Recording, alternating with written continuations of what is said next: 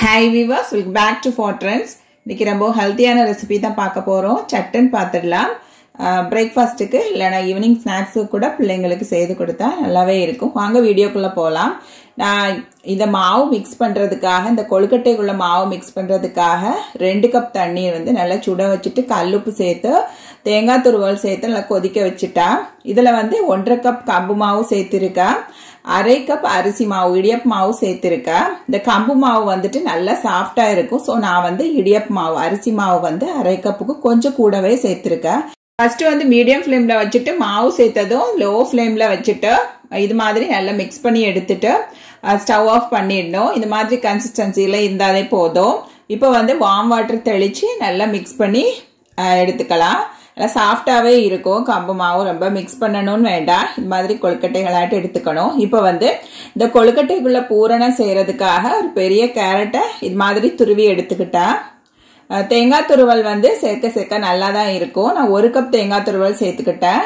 நாட்டு சக்கரை பவுடர் வந்து 1/2 கப் அளவு சேர்த்துட்டு நல்லா மிக்ஸ் பண்ணிக்கலாம். மிக்ஸ் பண்ணிட்டு இப்போ வந்து கம்பு அவல் எடுத்திருக்கேன். இது வந்து ஒரு 3 கைப்பிடி அளவுக்கு இது மாதிரி கிரஷ் பண்ணி சேர்த்துட்டு வார்ம் வாட்டர் லைட்டா தெளிச்சு அப்படியே வச்சுட்டேன். இப்போ வந்து இந்த கொழுக்கட்டைக்குள்ள பூரணம் செய்திடலாம். ஒரு சாஸ்பேன் எடுத்துக்கிட்டேன். சூடு வந்ததும் 1 டேபிள் ஸ்பூன் கீ சேர்த்தாச்சு. நம்ம மிக்ஸ் பண்ணி வச்சிருக்கோம் இல்லையா, இந்த பூரணத்தை வந்து சேர்த்துக்கலாம். சேர்த்துட்டு 1 நிமிஷம் அப்படி கலந்து விட்டுக்கலாம். நம்ம ஆல்ரெடி மிக்ஸ் பண்ணி வச்சிருக்க அவல் கூட இப்போ சேர்க்க போறோம். 1 டீஸ்பூன் சுக்கு பொடி ஏலக்காய் பொடி சேர்த்துக்கிட்டேன். சுக்கு ஏலக்காய் மட்டும் தட்டி வச்சிருக்கேன், அதையும் சேர்த்தாச்சு. ஒரு 10 வால்நட் வந்து இது மாதிரி ஒரு பல்ஸ் போட்டு எடுத்துட்டு சேர்த்துக்கலாம். தட்டி கூட சேர்த்துக்கலாம். வால்நட் சேர்க்கறது வந்து நல்லா ஹெல்த்தாட்டு இருக்கும், டேஸ்டாவும் இருக்கும். சேர்த்து பாருங்க. அப்படி வால்நட் பிடிக்காதவங்க பாதாம் கூட சேர்க்கலாம்.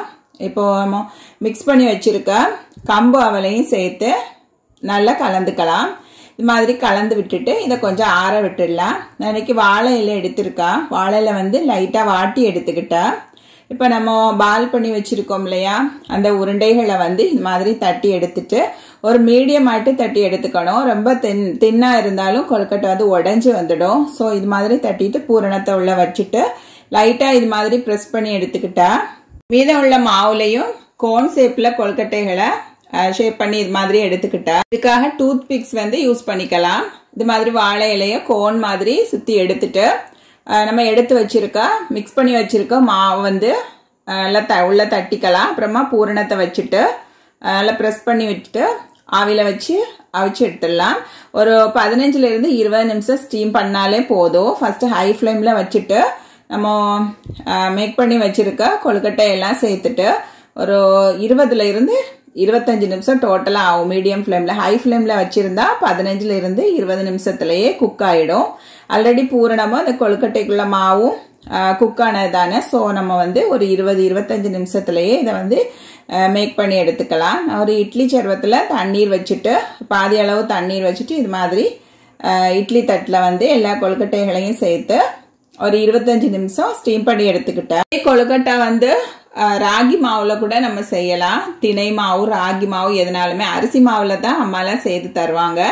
இப்போ உள்ள பிள்ளைங்க வந்து இந்த திணை கம்பு ராகி எல்லாம் வந்து விரும்பி சாப்பிட மாட்டாங்க இல்லையா. இது மாதிரி கொழுக்கட்டை ரெசிபில எல்லாம் மிக்ஸ் பண்ணி கொடுத்தா பிள்ளைங்க வந்து விரும்பி சாப்பிடுவாங்க. பெரியவங்களும் சாப்பிடலாம். கண்டிப்பா ட்ரை பண்ணி பாருங்க. இந்த வாழை இலை இல்ல அப்படிங்கிறவங்க வந்து சும்மா கையால தட்டி கூட இந்த கொழுக்கட்டை வந்து மேக் பண்ணலாம். டெலிஷியஸா இருக்கும். இன்ஸ்டாகிராம் பேஜ்ல கூட நிறைய ரெசிபிஸ்லாம் வந்து டிஃப்ரெண்டா ஹெல்த்தியாட்டு அப்லோட் பண்ணிருக்கேன். டைம் கிடைக்கும் போது பார்த்து ஃபாலோ பண்ணுங்க.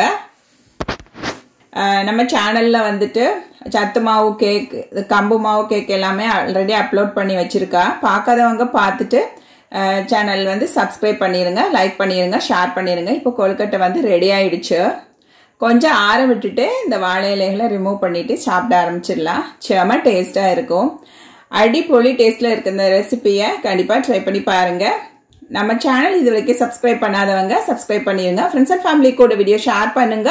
கமெண்ட் பாக்ஸ்ல பதிவுகளை மறக்காம எழுதுங்க. இன்னும் ஒரு ஹெல்தியான வீடியோங்களை சந்திக்கும் வரை டேக் கேர், பை பை. ஆரோக்கியமான இயற்கையான உணவுகள் சாப்பிட்டு வயிறையும் உயிரையும் காப்போம். தேங்க்யூ ஃபார் வாட்சிங்.